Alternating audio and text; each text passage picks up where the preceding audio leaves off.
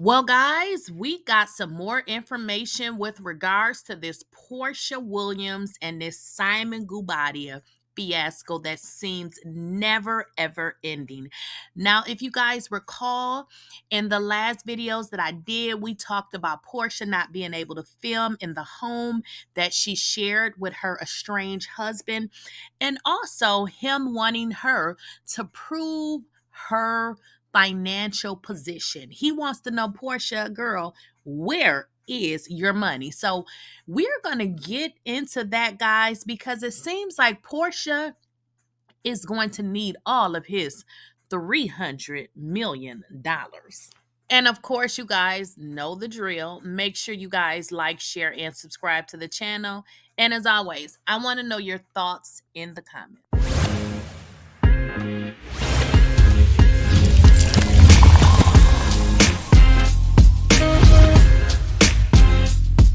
Please, I don't have any time for any gossip now. Eh? Yes. Guys, I just feel like we've been talking about this Porsha Williams and Simon Guobadia divorce for so long that I was actually getting tired of talking about it, because at what point do we actually settle this divorce and move forward with our lives? But it seems like the back and forth between these two just won't stop. So what has happened, guys, is Porsha and Simon, they are still not divorced. They are still going to court.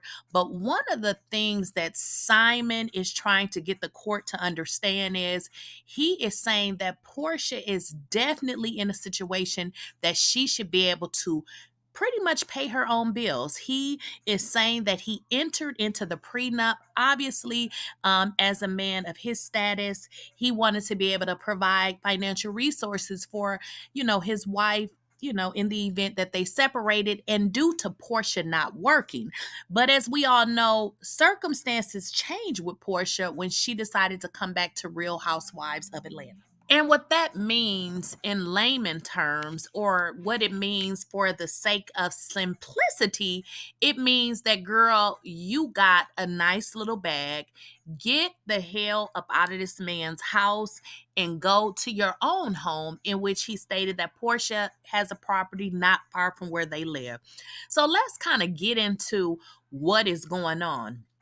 And part of this new agenda here with Porsha is getting very creepy, because first she, goes on social media and she seemingly shades Simon, saying, that he's broke. But now she's saying that he has $300 million. And I'm going to sum it up for you guys. I'm not going to read this document word for word. Sorry. But what Porsha is saying is that Simon is very wealthy. She is saying that he is using his position and his money to elongate this divorce. And she feels as if the court should not allow him due process to be able to go through and file every motion under the sun. What she is saying is this divorce is costing her money. And she said the purpose of them entering into the prenup was to avoid this sort of a thing. And she does not want the court to continue to allow Simon to exercise to court, to file motion after motion after motion, because what she is stating is when they signed the prenup, the reason that they signed the prenup was to avoid situations as such. What she is saying is that Simon is using the court and his money to his advantage. So not only is she asking that the court just pretty much dismiss his motions and everything that he is saying, she's asking for him to pay her legal fees. She's pretty much saying that Simon is worth $300 million, and she's seemingly saying she don't got shit, and that he's using his position of authority to pretty much make this divorce go on and on. And this is what she's asking the court to do, is pretty much not to rule in any more of his missions, but to allow her to stay in the house, to allow her to get anything that they have previously agreed to. So she's just basically asking the court, look, Don't ask me for my bank statements. Don't ask me how much I make on my job. Don't ask me anything, because we had an agreement, and I expect the court to allow us adults to enforce the agreement that we had previously agreed to as consenting adults. So that is pretty much it. She is pretty much saying, listen, I want you guys to oblige the order that we had already previously entered into, which I understand and I get it. That is what prenuptial agreements is for. However, this is where it becomes very interesting, because Simon has pretty much said that Porsha is a fraud, that she did not keep her end of the prenuptial agreement. He has also stated that she is a cheater, allegedly. So what that brings in, it brings into question a lot of things. So what it means now is we have a new set of circumstances. So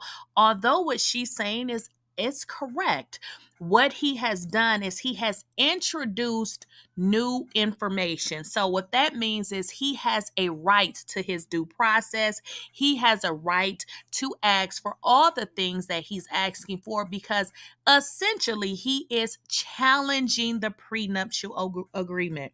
What he's saying is, given and if he had known certain things at the time that they had, the decision, which he talks about the meeting of the minds, he is saying that possibly the agreement would be different, which I can totally understand. So it's honestly some truth to both sides. And when I say truth, I don't know who's telling the truth and who lying, but what I'm saying is, what Porsha is saying is, judge enforced the prenup.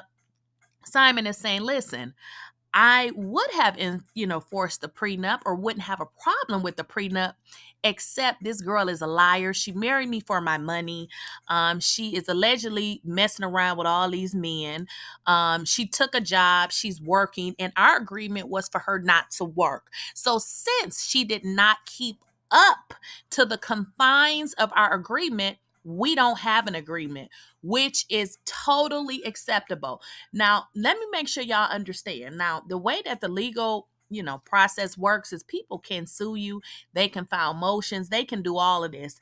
And I feel like he's going to do whatever he's doing because he really feels justified in his actions. And again, there was a lot of information out there that's saying that Porsha allegedly was cheating on him. But what Porsha is telling the court is he is using all of this as a form of retaliation against her. She's saying he's using this to be, a harassment, like he's using it as a harassment device. He's using it to annoy her. Well, I mean, that could be true as well, but he definitely, can exercise the due process. And she wants it to stop. And we will have to follow this story and let you guys know what happens with this. Obviously, this was just a court hearing. We don't know what the final decision was, but we do know this is an ongoing divorce that's been going on. And guys, it is still going on. And guys, make sure you like, share, and subscribe to the channel. And as always, let me know what you guys think in the comments.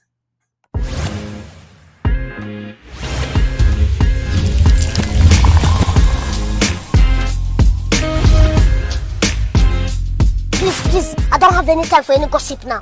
Eh? Yes.